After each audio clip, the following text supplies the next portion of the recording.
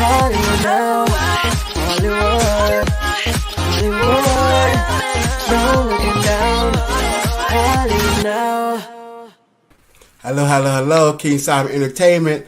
Another interview with Hollywood Now, where we bring to you one-on-one Hollywood star power, influencers, and insiders. Today, there's no exception with part 2 of a Grammy Award-winning artist development and performance expert and author of The Rose Effect, 8 Steps to Delivering the Performance of Your Life. We're so excited about having back KJ Rose. Thank you so much. We had a little technical difficulties, but we got through it. And so Yes, this we is did. part 2. And so therefore we're going to do a little synopsis of you, briefly tell them who you are, where you're from, how you get started, then we go into the book. Yes, I am Kiana KJ Rose Henson. I am from Chicago.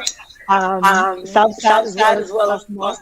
Shout out both of them. I moved to New York. Well, I went to Florida A&M University, which is kind of where I began to get some confidence and the courage to actually use my vocals. However, I started in the choir in Chicago, the school in Chicago, as well as Trinity United Church of Christ. So I've always been in the ensemble, but I definitely had a level of stage fright when it came to performing on my own as a solo artist. But what I learned very early is that it was about the repetition, and so once moving to New York, I met managers through a wonderful just executive and person, Big John, who connected me with my manager now. John is now at Tony HEB, runs president of all things. But he saw something in me and put me with my first management team, which began kind of like this wonderful journey of singing background for Spears and Heavy D and Biggie and Carl Thomas and Dead Reds and worked with Common and it was just and Biggie. I can't, that was their life after death. So it's been just a tremendous journey, which led me to encounter via a friend, Eric Payton, who said, come to the studio, where I met Kelly Price. And Kelly Price put me on the album with Diddy. And so she's always been just a warm kind of advocate, for what I do. And so I never dismiss those encounters and those relationships, because that is what is kind of the currency that opens doors more often than talent.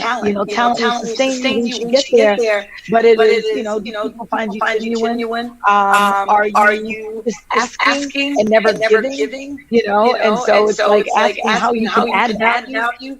As opposed to just taking value. So that really began my career at FAMU. And once I got there, I started singing with my sorority, Delta Theta. And so it was all, I had no idea that God was aligning all these things to give me a level of confidence until my own began to take form and take shape. So it's that's really how I started as an artist myself. That put out an album, but it took me 10 years to have the confidence to do so. So I was going into the studios and make sure that my body did not have an adverse reaction to performing live. And I realized some people are just born with that ability to be super fearless. And then others like myself, it was built daily kind of determined. What's the word I'm looking for? Choice. I had to make a decision. That's what I wanted to do. And it was going to come with work. Like mine is not going to just happen immediately. It was the work that I put in by going to the studio and singing everything and speaking to the audience as if we were in the midst of the show is the work that was able to be shown once I got on stage. And so it is all God that led me to now be able to coach and direct artists in that same way. Yes. And it's amazing, your story, your navigation, making all the right connections and still occupying this space and have to still produce and you still have to sustain. And so it seemed like you made all the right moves and you made all the right connections, and you seen the importance of relationship and relationship building, but you still had to figure out, how can I occupy this space and how can I maintain? I have something to give. And that's important. Even if nobody else saw it. That's the most important. Because you can think you got everything, you got it, and everybody's like, you're doing too much. Does it take all that? Yeah. You know, and so how do you combat that? When you know that you were, given a purpose that you were qualified for something, but all of the noise that you're hearing, if you allow it to penetrate, then it could definitely, hinder your performance. Yes. And so let's get into the 8 steps, because I like to quote, reconciling their internal narratives, that the external expression is explicit and beautifully truthful. It comes from a beautiful place, a very artistic wording, if you will, and it just fits, for the artist, right? So you say this comes from a combination of years of experience, and this is where you derive, and you put it in a book, the Rosa Effect, right? 8 steps, right? So let's get into the 8 steps. I always say that these steps are not built on a hypothesis. This is built on the years of training, of seeing background, of working for Clive Davis, of cutting apples and pouring tea, of working in TV as an assistant, of performing wherever I could, performing at the Apollo, when that didn't work well, but then it worked out well. And I'll tell you about it. But it's the training of watching from 6 feet. What is from stardom? Watching Janet Jackson, watching Britney Spears, watching Carl Thomas, and as a backup to this whole time of being able to provide and then vocals, but still having this level of fear. That's really what it was. It's like I'm all in supporting you.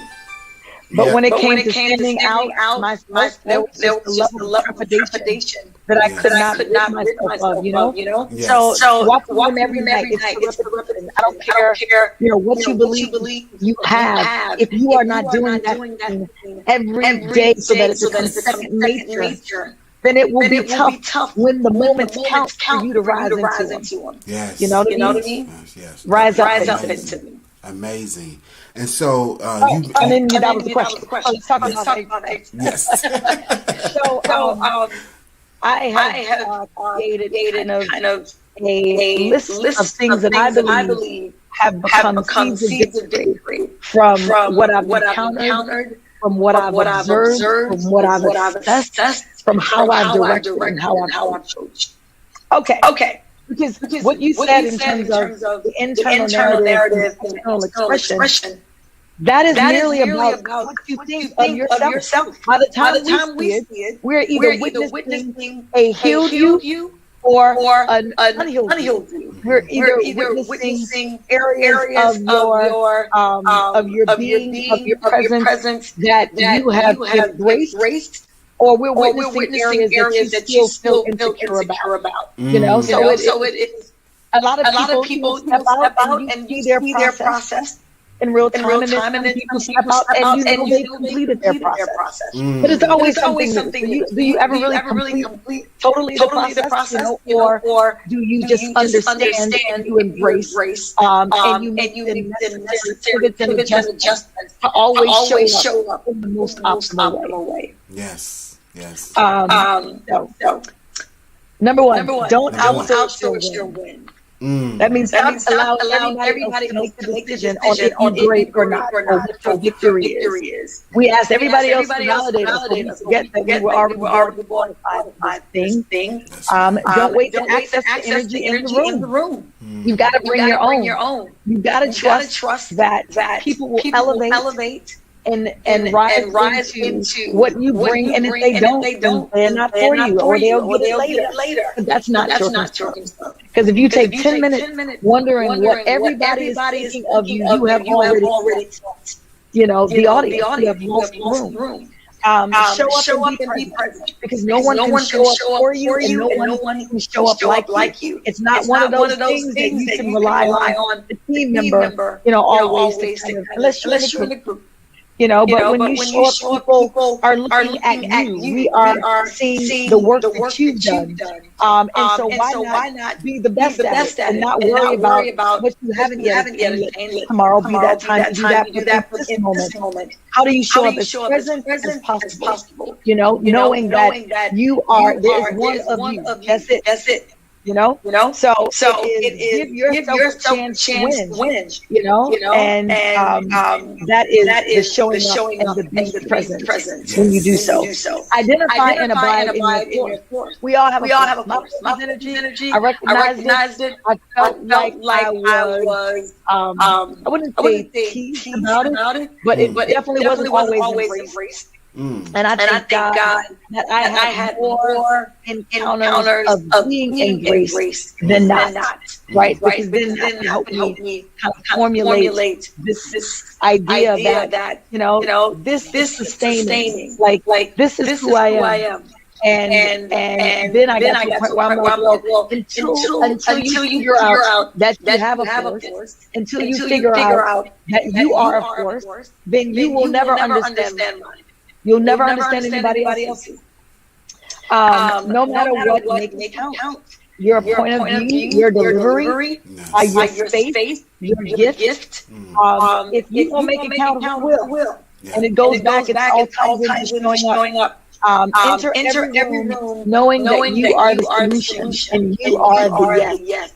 Right? People are waiting for what you got to say. They're waiting for you to come in and be exactly what you were born to be, and to give what you are equipped to give, and to tap into every chamber that you have to offer. Yes. And do that thing. All right. Don't diss anyone.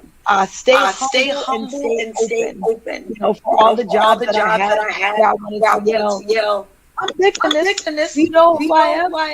I also understood that I was there to walk away with something. That I was there to. There was a learning curve. That there were always multiple moments, and they would just make me better.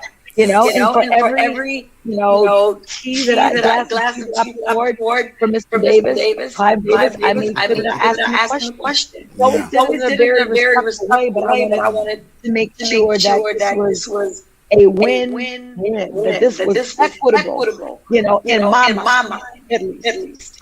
And lastly, God does not call the qualified, He qualifies the called. And so I believe we were all called for something very special and something meaningful and something necessary. And the minute you try to compare your calling or your assignment, the minute you doubt your calling or your assignment, and there's somebody that misses out on the blessing that you were supposed to be. And so that is my list of victorious moments that, if applied correctly, I'm promising you win. Amazing. No, it's everything you said is so true, and it's really enlightening to hear, and to like nuggets of wisdom. When you go through something, it's like you go through the process and the trials and errors, and you come out different, you come out better, but you never forget those principles and those wisdoms that remain to be true. And that's just what this book full of wisdoms, and it could work for every area of your life. Just definitely apply them. You have worked with some wonderful people. You mentioned Clive Davis. While pouring that tea, what was some of the nuggets you could remember that he gave to you when you was asking those questions? I would say that there were these very intimidating cherry wood oak or cherry oak doors. And so every time you entered, it was like he was like 10 feet away, and you were like consumed in this massive office. That if you did not understand the importance of projection with confidence, then you would be, I'm going to choose my words wisely. I think there was a level of respect that was developed from being able to stand there. And, because initially he'd say, he'd ask me a question and, I would say it, the response, but it would land, right? Because he was so far back. I'd be like, well, yes, I did. And then he'd be like, I can't hear you. And so it was like, I didn't even know in those moments I was being trained and there were certain things about me that were being heightened as I accentuated, in my projection and my voice, and so it was how do you show up? And not doing anything tentatively, and I watched him call everybody back. I watched him. I watched who actually rose to the top of the level of priority. And it was all based on their persistence and their tenacity in a very respectful way. So I definitely have a dad, right? So some would call it very soft, light stalking, and I just call it my 5 days tenacity. So that's definitely some of the things. No. And I think people that understand, when I say going through the process, the ins and outs, and those moments of wisdom that remains, and that's one of the things. You may call it whatever, stalking, whatever, but you almost have to be obsessed with something to get the type of results you need, because you have to live it, you know what I'm saying? And you have to breathe it every day, because what you were doing regularly didn't get you no results. But when you take it up a couple of notches, you get that. You gotta do what you gotta do to get them results. So you gotta be consistent, you gotta be resilient, And so that's amazing. And so please, and if you guys don't know by now, we're here today with KJ Rose, Grammy Award winning KJ Rose, art development performance expert, author of the 8 Steps to Delivering the Performance of Your Life, The Rose Effect. We are so excited to have you here today. And you have worked with so many amazing people. You just talked about Clive Davis, necklace he gave you. But you also credited to working with one of the greatest performers out right now, which is Lil Nas X, and his diamond single debut, Old Town Road. Like, you worked with him prior to that, and there was somebody who has gone on record to say they had anxiety, trouble performing in public and working on his show and stuff like that. You helped him to get the amazing performances we see him do today. So please let us know about that, right? Well, I think that, there's nothing that ever encounter that isn't vain or goes, dismissed or discounted. And I do believe that Lil Nas and I were on each other. And so it was all the work that I had done prior. I didn't know that would be work that he needed or anybody else needed. But I've always told Nas that I was very good at anything didn't already possess. My job would help to educate and nurture him to make his own revelation in his own time about what he had to offer. And it is just beautiful to watch him make new discoveries every day with nudging and with irritation from me, and so he has definitely stretched me, just me stretching him. He has helped me to just kind of see myself in new spaces because we have worked together so closely on different types of projects. And some I didn't see my own vision, traveling to these new spaces. But once in them, you just rise to the occasion, right? There's no time to say or figure out how did I get here. It is like if you are in the room, you are meant to be in the room, and you don't have to prove that you were supposed to be in the room. You just now have to activate in the room. Yes. And so he indirectly probably didn't know that as I sharpened him, I was also being sharpened. My armor was also being built as well. And so I I attribute it to just everyone being very clear that we are in the business of serving. Right? We are vessels, we are stewards, and I think he also understands that even the service business as well of helping people to understand that their level of freedom and liberation is their own personal fight. And do your best not to let people infringe on that. And I love how he moves now. He moves with an unequivocal courage, with a sense of resilience and relentlessness. And so I remember walking in his home and seeing a bulletin board that said, "The only person that needs to believe is me." And at that point, I knew that, if I didn't do another thing, if we didn't do another thing, that was my goal. Right? Again, external expression is great when you get there. But I am more missioned to helping you with your internal narrative, your story. What do you think about yourself? How open, how explicit are you about sharing it? Do you own it? Does it take somebody else to own it for you? Are there some unresolved things that you have not yet allowed to find yourself to find peace in and find comfort? Because by the time somebody takes hold at it, if you have not already done the work, then it may hit you in a way that doesn't serve you. But if you have done the work and you are clear on your assets, you are clear on the areas that you like to heighten, that you like to elevate in, if you have not done your own assessment of your personal assets and self-sufficiencies, then someone can penetrate your spirit very quickly.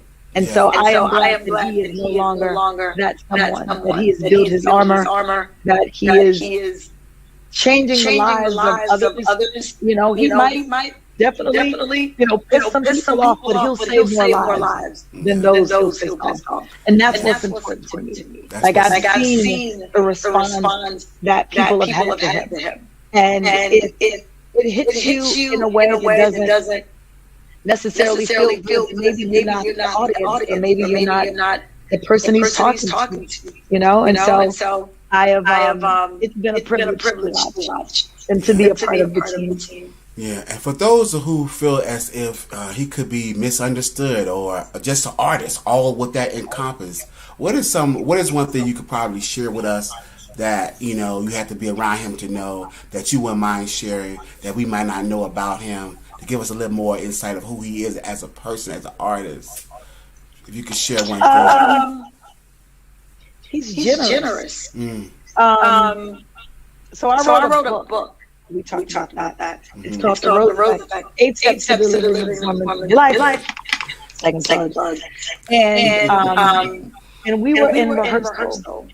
And I was sharing with him just how I was proud of the exceptional way in which he has found the sweet spot. And he was not allowing anybody to agitate that. And I was so excited that the album Montero was finally ready for the world to receive. And so we're talking. He's like, 1 second, please. I'll be right back. He goes to his phone. He sends his text, and he comes back, and we just kind of pick up where we left off. And then a couple of minutes later, I walk into our production office. At this point, we were rehearsing for the VMAs. And his manager, one of his managers, Zach Carter is like, Nas just sent me a text asking, requesting that we put your book and his Montero gift boxes that were going to go out to his special friends.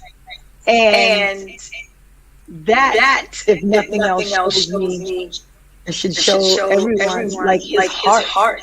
Like he is not a calculated person. He does not move according to what anybody else thinks. he moves based on what his heart feels.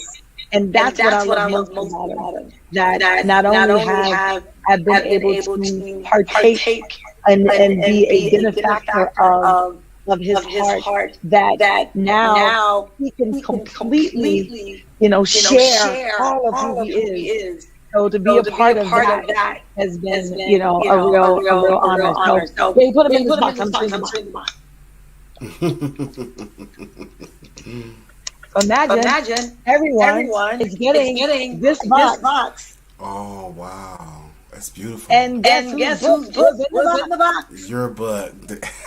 My book. And he didn't have to do that, you know. Yeah. So he's just thoughtful. And I appreciate my relationship, my friendship with him. And when I think about starting from Old Town Road now, like we were definitely on a path of ordered step.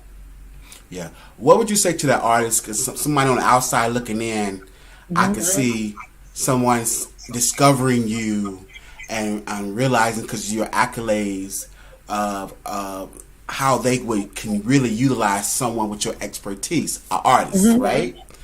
But then they might say, well, can I afford Miss Grammy Award with the KJ Rose? So what would you say to that new artist, that artist that don't have the resources, that artist that have the passion and full of passion and creativity and not much resources? What would you say? What advice you give to them? First, I would say we can start with getting the book. Okay. Yeah. That's the reason that I wrote it. Almost 2 years to feel confident enough to believe that what I would say to the person that I could touch could actually be translated to words on a page. Yeah. Right? And so I wanted to leave people with something tangible. Yeah. Either until we can work together or after we work together. Yes. Or do it. Yeah. During with with Lil I think it was very helpful for this information sometimes to be communicated in a different way. And so I would also say that you have to celebrate the small wins. So whether you are, just a newer artist that is just embarking on this journey, give yourself some grace to say, you know what? I did this today. I did this song today. I wrote something today. I sang something. Whatever it is, give yourself, put into place some things that you can do to celebrate your wins. Because otherwise, you will be on this path of completely seeking so much validation that when you get there'll never be a point that you're good enough. Yeah. You'll always be seeking more. You'll always be wanting more. We're set up like that. If you're ambitious, then you'll never actually get to a point where you're satisfied, maybe content. But I feel like what will help you along the way is living your story, telling your story, and celebrating your story. I was talking to a very prolific songwriter, Harold Lilly, and we were saying that it is more than just about the hit, the one song, right? Because once you make one song, you got to make another song. But what is most sustaining is a wonderful, compelling, intriguing, engaging story. So in the meantime, while you're waiting for us to work together, create, develop, abide in, and embrace your story. It's how it is. That will give you confidence. So by the time we get together, we can just take it to the next one. Yeah, that's amazing. And no, that is, I couldn't say it better myself. I think that was a good setup, first of all. And that, and reiterating what we just talked about, that was amazing. I didn't even know I was doing that, but that was amazing, because that's just full circle what it's really about. And that can really help. That's what this platform is for, to really reach as many people as we could possibly reach and to inspire, because the paradigm shift of the industry is constantly changing, whether music, Hollywood, and we want to reach as many people as possible. And for those who think that they are so far out of reach, that you are closer than what you think. And thank God for books and online and research and audiobooks, ebooks, all the beautiful things that you can really share. Absolutely. And you people you can't reach right now, but you'll be able to reach more people by writing this book and just being what you do and being who you are. So please, thank you so much for being here. Please let the audience know how they could connect with you, how they can get in touch with you, what you're doing next and working on, and we can end like that. Yeah. Well, thank you so much. You're welcome. For having me. It's a pleasure knowing you. Pleasure and for fighting your way through until we got this down right and approaching me. We met at a beautiful breakfast with Melinda Williams and Cheetah. Yes. And so that was, and I think it's just all so connected. Yes. Like showing up for other people will create opportunities that will allow you to show up for new opportunities. Yes. So it's all kind of full circle. So all right, everybody reach on IG, of course, Rose Text. That's KJROSEFFECT, which is the same on Twitter as well. On Facebook, it's Kiana KJ Robinson. My mama is in there, and that's what she is.